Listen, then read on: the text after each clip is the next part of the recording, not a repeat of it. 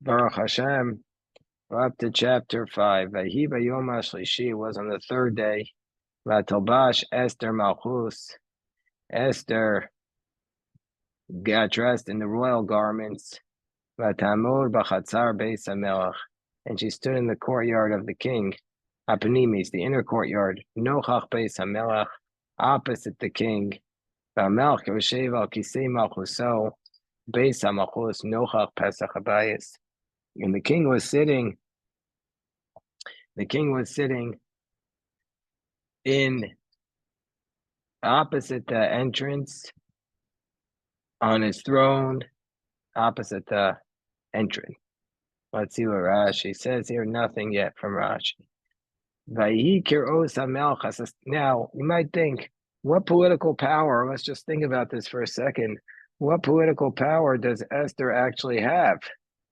What political power does Esther actually have at this point? I think she has none, right? Who is she? She's a nobody. But Esther actually does have some political power. First of all, we know that Achashverosh does not need another scandal on his. He doesn't need another scandal, right? The last scandal was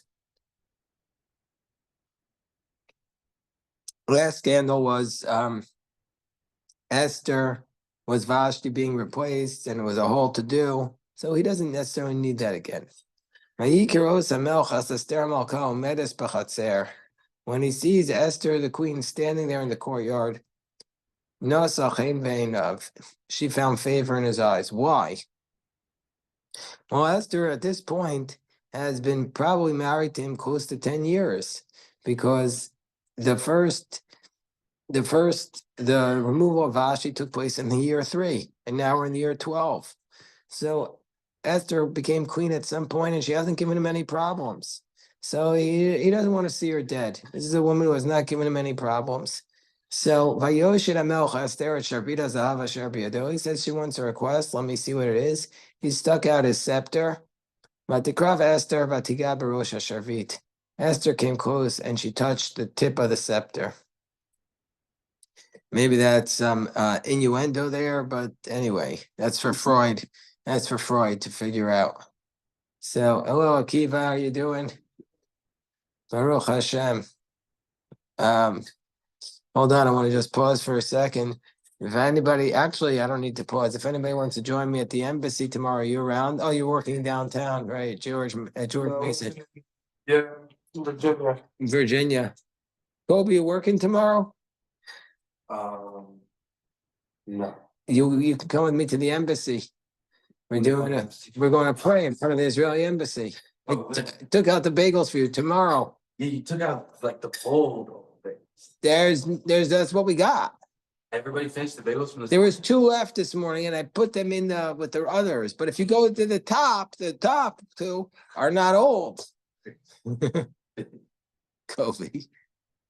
No, because sometimes they just get a little freezer burn. What? Yeah. No, that's not happening here. It does not happen. Tomorrow night we'll have pizza, 32 pounds of Wacky Mac, 20 pies of pizza, and we've got a ton of broccoli and chicken, parv chicken nuggets, and 3,500 Haman. Yeah, like those soy stuff, and 3,500 Hamantashen. 3,500 Hamantashen. The flavor is ranging. Gonna be in Jersey. Ranging from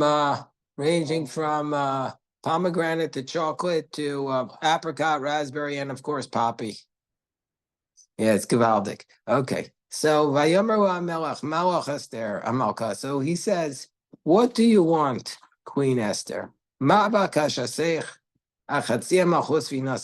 is your request?" Chapter 5. Up until half of the kingdom, we'll give it to you. Rashi says. Rashi says, and this is so beautiful, Rashi, basically quoting the Gemara Megillah. What's the expression up until half of the until half of the kingdom? Davar shu be'emtza u'b'chatzi ha'machus u'beis ha'mikdash she'etchilu avnos b'mei Korach. He says something that was in the middle, and in the middle of his kingdom, which is what? That was the temple which they had started to build. So basically, she couldn't request something that would destabilize the kingdom, which is the temple. But up until that, you can have it. Because they began to build in time of Koresh and he died. And Achashverosh reversed that decree. And he said, stop working. So Rashi says, but then Rashi says, the literal explanation is, I'll even give you up to half the kingdom. But Midrash or the Talmud is saying that he's saying you can't have your temple. So he must know she's Jewish. Why else, according to this reading? There's always a question here, whenever you have these texts, does Achashverosh know that Esther is Jewish? And he's just pretending he doesn't know because it's very convenient for him to pretend like she's not Jewish.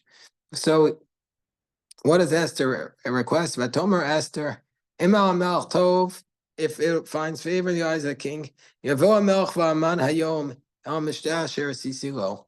Let the king and Haman come today to the party that I've made for him. She says any meal was called mishteh because of the wine, which is the main aspect. So she invites the king and Haman. All of a sudden, she's now playing on the bravado, the testosterone of Achashverosh, because Achashverosh assumes, hey, my friend, how you doing? Good, Rob. Good, because he's preying on the bravado of Achashverosh, because why does my queen want to meet with me and Haman? And that raises questions for him. Rabbi, I just wanted to say that the Rashi Tevot, Yavo HaMelech v'Aman Hayom, is Yud Kei Vav Kei. Okay, beautiful. So that's a very nice point. Never noticed that. Thank you. Vayomer HaMelech, and the king said, Maharu es Haman, Lahasot et Dvar Esther. So I guess the question is, first of all, when she invites the king and Haman, we have to wonder if from the beginning her plan was to make the king jealous, if that was her initial plan from the beginning, or that was just dumb luck that she fell into that. I assume that it was part of her plan. So the king said, quickly bring Haman to do the word of Esther. And the king and Haman came to the mishteh that Esther made. By the way, we don't.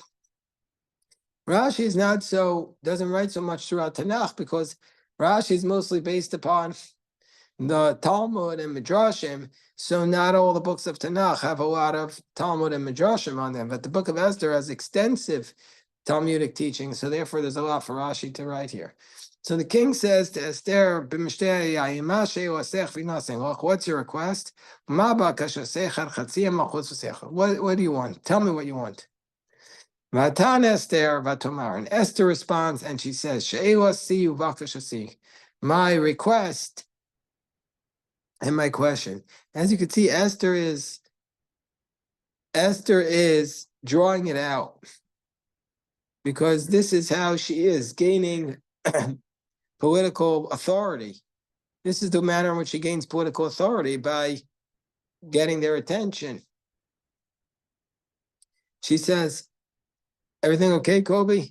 It's just fine. What'd you find to eat? Baruch Hashem. I'm praying it's from today. It's from today. It's from today. He says, my request and he says, Imatsasi Chaim. Hey, how you doing, Benji? Hey, Jeff. Imatsasi Chaim Beinei HaMelech, V'ma HaMelech Tov, V'asei Seshei V'asi V'asosus B'akasha Si, Yavo HaMelech V'aman HaMishtah Asher Aseh Lehem Machar Esek Dvar U'Machar Esek Dvar HaMelech. And tomorrow I'll do like the word of the king. We're over here, Benji. We have different sources. We have the books here. He says, tomorrow I will do it, meaning to say, so what does it mean? And tomorrow I will do like the word of the king. What does that phrase mean? How do you read that phrase? How do you read that phrase? Tomorrow I'll do the word of the king. What does that mean? What word is the king? So Rashi makes it sound that Achashverosh was always requesting her to reveal who she was, what was her nationality. And now she was finally going to reveal it. But Rashi says, Masha bikash mimeni kol yamim l'ga'ut l'cha tamid v'u martivi. That There's no evidence in the text that Achashverosh actually asked for that. There's no evidence in the text that he actually asked for that. So that's a challenge. Okay, so now, by the way, I want to pause for a moment and encourage everybody to come to Jeff Burt's lecture. Jeff is going to be giving a lecture on FDR and the Jews. What's the date, Jeff? 28th. April 28th at 6. 24th. California. April 24th at 6 p.m. And it's going to be a assignment for a book called FDR and the Jews. Elon, he's Jeff speaking. Anyway, there's a book called FDR and the Jews. Got very good reviews after I read it. Circulated. Who's that by? Two professors. But is that professor, one of the professors? Oh, is it by Tevi Troy? No, it's not by. No, but one of the professors mentioned is that guy who gives the election predictions. Oh, The 7 keys. Well, so I mean, nobody's perfect. Yes, Jerry, please talk up. Yes, yesterday you mentioned that Esther had been queen for 8 years before this meal business occurred. Where does Rashi get the idea that she had been in the role of queen for 8 years? Is that a midrash or what? No, I didn't say Rashi said it. I said it's based upon the text because the text says that that Vashti was deposed in year 3. And this incident with Haman takes place in year 12. So Esther was replaced soon after Vashti. So it's around 8 or 9 years. Okay, thank you. Yeah, that's my explanation. So we're looking forward, Jeffrey, to your talk, and people can buy the book and read it in advance. And so Haman went out on that day very happy. This is a very important lesson to us in life.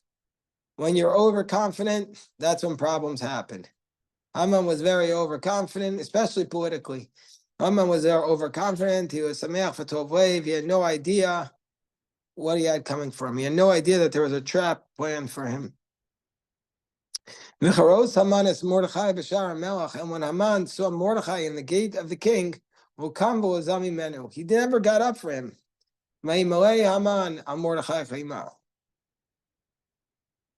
And Haman was filled with wrath towards Mordechai. That's another problem. This is just such an unbelievable verse. It's so beautiful. It just shows us the essence of human psychosis. That here is a story where Haman, from his perspective, has literally everything in the world. Queen Esther, he is dining with the king and the queen 2 nights in a row. Never happened in the history of Persia. He's dining. And yet all he could see is that one person in the world doesn't bow down to him. Haman. Rashi says he was so angry. That's what it means. His anger grew inside of him because he was afraid to take revenge or vengeance on Mordechai without permission. He had to obey the law. And he came to his house. And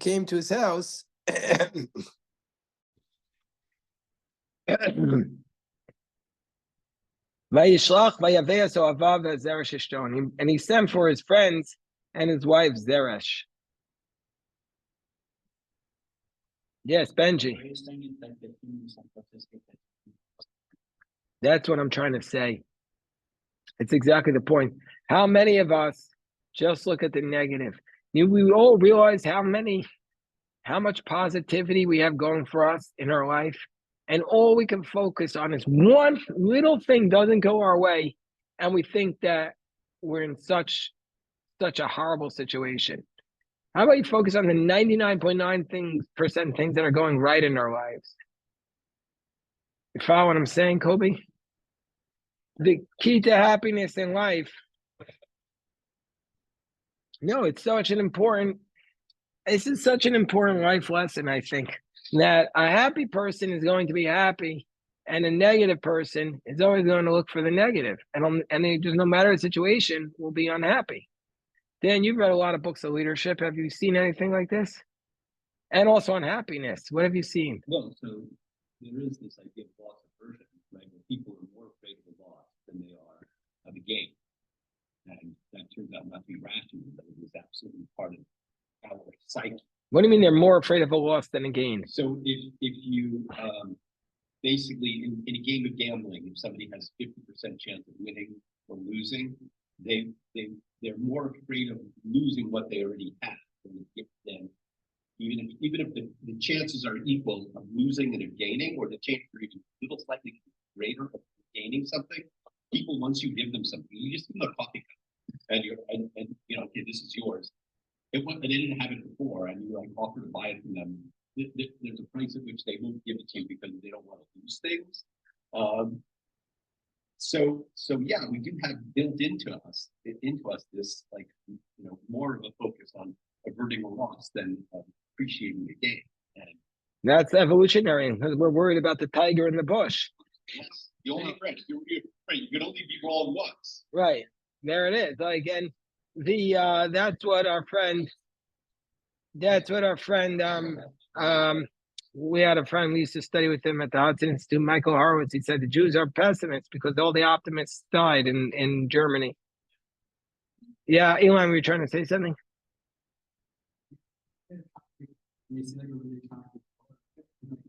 Oh, should I ask her out? And then, like, you remember, like, oh, what if she rejects you, right? And then you focus on the whole rejection thing instead of, like, what if she says yes, you know? Well, that's first of all, that's an important example, but that's almost like your example and Dan's example are not really they're not really 100% on point, because there you're talking about, will you take the risk? Would you rather not lose, or would you rather gain? But what I'm talking about is something slightly different, which is we ignore, once we have a success, we ignore that. That's our new baseline, and we're only bothered by the downfalls, but we're only bothered by the things that go wrong in our lives. We're not bothered by, like, let me give you an example. Not wrong, but let's say you have 10 kids, and nine of the kids are having a great relationship with you, and one of them has a fight with their parents. You're going to be in such a bad mood all day because your one kid is in a fight with you, instead of focusing on the fact that 9 of your kids are just loving their relationship with you. And there is an old saying, you're only as happy as your least happy kid. Excuse me. So Another way of thinking of it is cynical, but the what? the hedonic treadmill. I never heard of that one. If you give somebody like a raise, initially they got more money, but eventually they kind of assume that that's the baseline, and then they want more money, right? Right. And 1 second. right, and that's the point. I mean, you know, unless you actually reconfigure your attitude towards Right. money, you never get off that treadmill. Well, it's not just about money, it's about life.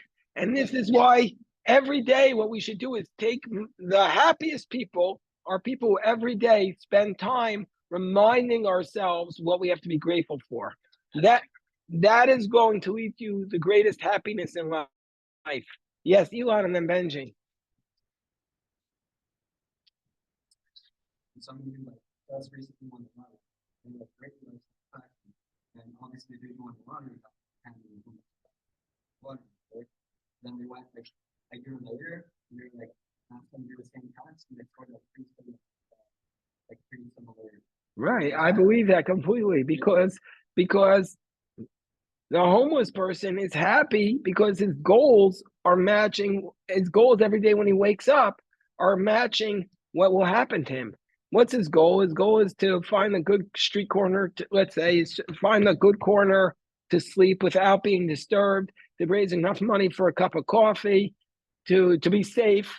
And if he gets that, he'll be happy. Whereas this person who won the lottery, he has a lot more problems now. He has a lot more responsibilities. What? People are asking for money. Not only that, he has to make decisions. Now he has a house. Now people are fighting with him. So it's not simple. I mean, I know a lot of people who have money, and I don't believe that those people are happier than the people who don't have money. They might have nicer cars, but they're not inherently happier. Yeah, Benji, what were you gonna say? So I think you balance that.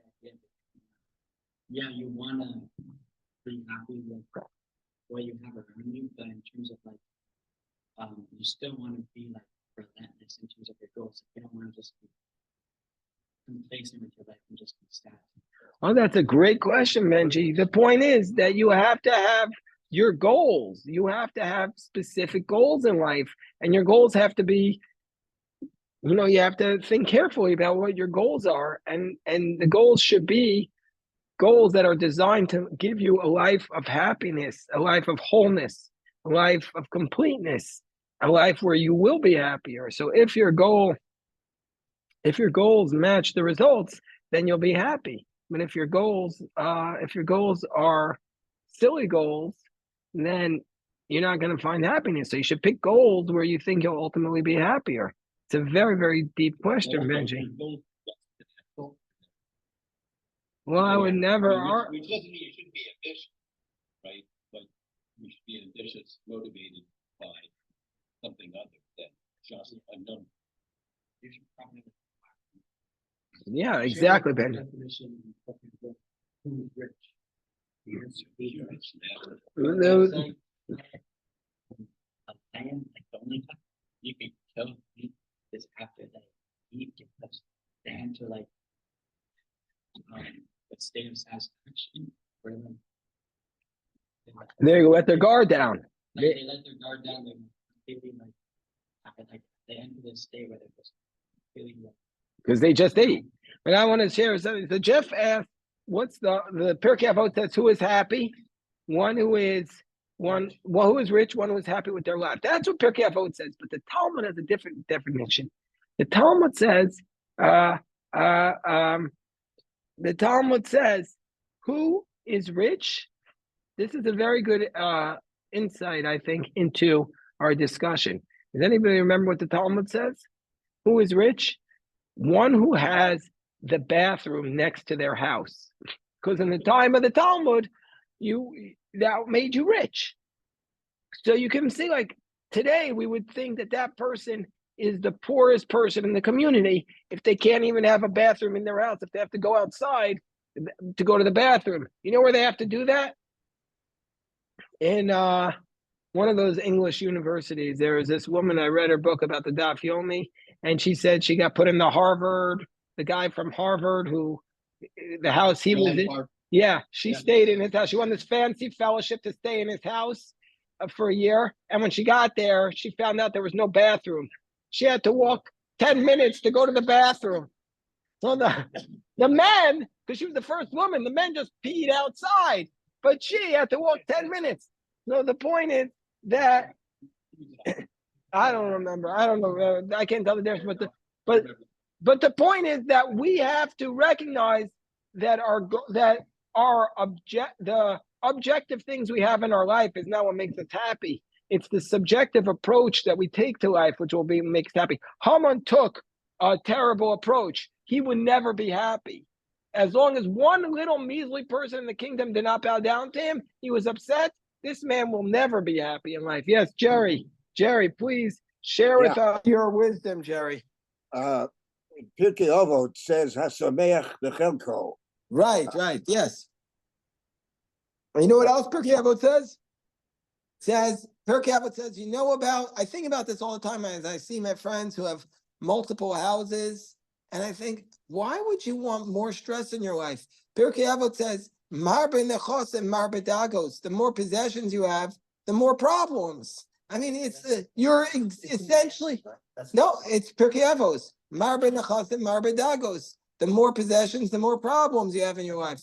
No, it's in Pirkei Avos, Jeff. And it says, Ecclesiastes might say something similar. It also says, the more flesh you have, marbe basar, it's in chapter 1. Marbe basar, marbe Rima, the more flesh, the more for the worms to eat you. And more, the more wives, the more witchcraft. So basically, the Pirkei Avos is saying, if you're running after the wrong things, Benji, you'll never find happiness. The only way you'll find happiness is if you have your goals and you recognize what your goals are and you achieve those goals. And fundamentally, even more than that, is you have to have a sense of purpose in your life, what you're living for. And that purpose has to be something so much bigger than any of us. If we attach ourselves to something great, then we'll find happiness. So that's the true happiness on Purim, because Purim we're supposed to be rejoicing and happy. How do we find it? By understanding what real happiness is. So, okay, we'll stop here to daven mincha at this time. Baruch Hashem.